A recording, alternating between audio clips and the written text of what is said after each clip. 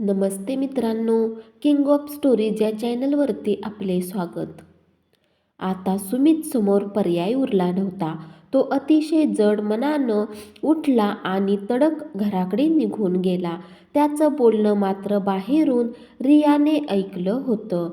सुमित गेलेला पाहून लगेच रीमाची थोरली बहीण रिया आत येत रागाने म्हणाली, "रीमा, तू इतक्या खालच्या थराला जाशील असं मला वाटलं नव्हतं. तू हा मूर्खपणा सोड आणि मागे फिर. समीर खरोखर चांगला माणूस आहे. समजून घे त्याला. नाही तर पश्चाताप करायला सुद्धा अश्रू उरणार नाहीत." "मी निर्णय बदलणार नाही ताई," रीमा खिन्न स्वरात उत्तरली. "पण का? कशासाठी? काय करणार आहेस वेगळं राहून?" "रीमा, अगं मला बघ, मी तुझ्यापेक्षा सुंदर आहे, परंतु माझं ओपन हार्टचं ऑपरेशन झाल्यामुळे मला कोणीही स्वीकारायला तयार नाही आणि तू भरल्या ताटाला लाथ मारायला निघालीस. रीमा, असं करू नकोस. वेडे, मागे फिर." रीमाने ऐकलं नाही. स्वतःचं म्हणणं शेवटी तिने खरं केलं होतं. सुमित बरोबर शेवटी सोडचिठ्ठी देऊन ती कायमची मोकळी झाली होती. नंतर हळूहळू दिवस उलटू लागले. अगदी शेजारी शेजारी वर्ग असूनही रीमा सुमितशी बोलत नव्हती आणि त्याच काळात तिच्या कानावर सुमितचं एक लफडं पडलं. तसं तिने लगेच सुमितला सायंकाळी कॅफे हाऊसवर बोलावून घेत अगदी स्पष्टपणे विचारलं होतं, "सुमित, हल्ली तुझं शाळेत काय नाटक चालतंय?" "कसलं नाटक ग?" सुमितने कॉफीचा एक घोट घेत विचारलं. "त्या उमा मॅडमचे आणि तुझे संबंध आहेत हे खरं आहे?" "हो, खरं आहे." "का? का म्हणजे? मी माणूस नाही?" "I am a man. मला भावना आहेत, मन आहे, शरीरात उफाळणारा तृष्णाग्नी आहे. मग मी माझी सोय बघायला नको? तू नाहीसच म्हटल्यावर मी कुठे जावं रीमा? वेश्याकडे? नो. त्यापेक्षा उमा मॅडम मला आवडली. बिचारीला अपत्य होत नाही. तिला अपत्य देणे ही माझं कर्तव्य मी समजतो. शिवाय मी काय करतो, कुठे जातो, कुणाबरोबर जातो हे विचारण्याचा आता तुला काय अधिकार उरलाय रीमा?" "सुमित प्लीज." तिचा चेहरा रडवेला झाला होता. "अगं प्लीज म्हणजे काय?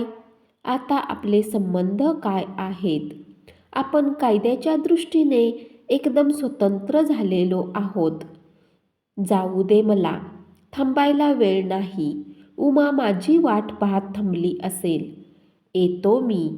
म्हणत सुमित तिथून चटकन उठला आणि ताड निघून गेला होता. दिवसेंदिवस रीमाला करमेना. दिवस कसाही जायचा, परंतु रात्र तिला स्वस्तपणे पडू देत नव्हती. एका अतृप्त जगण्यात ती स्वतःचा कोंडमारा सहन करत रडायला लागली होती. डोळ्यात अश्रू, मस्तकात मनस्ताप आणि विचित्र मनावस्थेत अनेक विचार तिच्या मनात भरकटत होते. खरंच नेमकं कोण चुकलं? मी का सुमित? माझं नेमकं ध्येय काय? असं एकटी मी किती दिवस जगणार आहे? का मी सुमितच्या आयुष्यात पुन्हा जावं? पण तो स्वीकारेल का मला पुन्हा? नाही. माझ्या हातांची ओंजळ रक्ताने बरबटलेली असताना सुमितच्या प्रीतीची फुले माझ्या ओंजळीत घेण्याचा मी विचार तरी का करावा? खरं तर नियतीने माझ्या नशिबाला हा डंख मारला असावा. नाही सहन होत हा एकांत आता. नाही सहन होत शरीराची धगधग. सकाळचे 11 वाजले होते. रीमा शाळेत निघून गेली होती. घरात आई नव्हती. फक्त एकटी रिया होती, रीमाची थोरली बहीण. ती घरातला पसारा आवरत असताना अचानक टेलिफोनची रिंग खणखणली. तशी रिया फोनकडे धावत गेली आणि रिसिव्हर कानाला लावत विचारलं, हॅलो, कोण? रियाजी, मी सुमित. सुमित बोलतोय, पलीकडून आवाज आला. अरे हो भाऊजी, नमस्कार. तुमचा आवाज सुरुवातीला ओळखलाच नाही. असू देत, एक महत्त्वाचं काम होतं. आज संध्याकाळी जुहू चौपाटीवर यायला जमेल तुम्हाला? काम आहे. कसलं भाऊजी? रियानं चमकून विचारलं. ते तिथे आल्यावर सांगतो. अतिशय महत्त्वाचं आहे, या ना. ठीक आहे, मी येईल. किती वाजता? बरोबर 6 वाजता. मी तिथे थांबतो. ओके. त्या दिवशी बरोबर 6 वाजता रिया जुहू चौपाटीच्या समुद्रावर पोहोचली होती. यावेळी सूर्य अस्ताला निघाला होता. पश्चिम दिशा कशी भगव्या रंगाने ओली चिंब न्हावून निघाल्यासारखी वाटत होती. अधूनमधून मोकळ्या आभाळात पक्षी निवांत घिरट्या घालताना दिसत होते. समुद्र लाटांचा आवाज तर विचारूच नका. किनाऱ्याकडे धावत येणाऱ्या लाटा बेधुंद मनाच्या लहरींना प्रसन्न करून सोडत होत्या. तेवढ्यात सुमित तिथे आला. हसतच तो म्हणाला, नमस्कार रियाजी. मला यायला जास्त उशीर तर झाला नाही ना? नाही, मीही आत्ताच 5 मिनिटापूर्वी आले. रिया गोड हसत म्हणाली. या, आपण वाळूत बसूयात. चला म्हणत रिया वाळूत पाय रुतवत सुमितसोबत पुढे झाली. कोरड्या वाळूत ती दोघेही बसली. अधूनमधून गार वाऱ्यानं तिचे केस भुरभुर उडत होते. सुमितने तिच्याकडे पाहत विचारलं, अच्छा, तुमच्या आईची तब्येत आता कशी आहे? ठीक आहे. उडणारे केस मागं सारत रिया उत्तरली.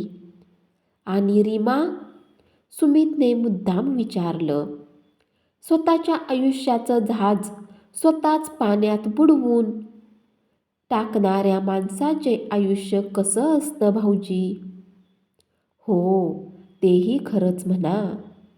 जाऊ दे, तो विषय आपण बंद करूयात. महत्त्वाचं बोलूयात.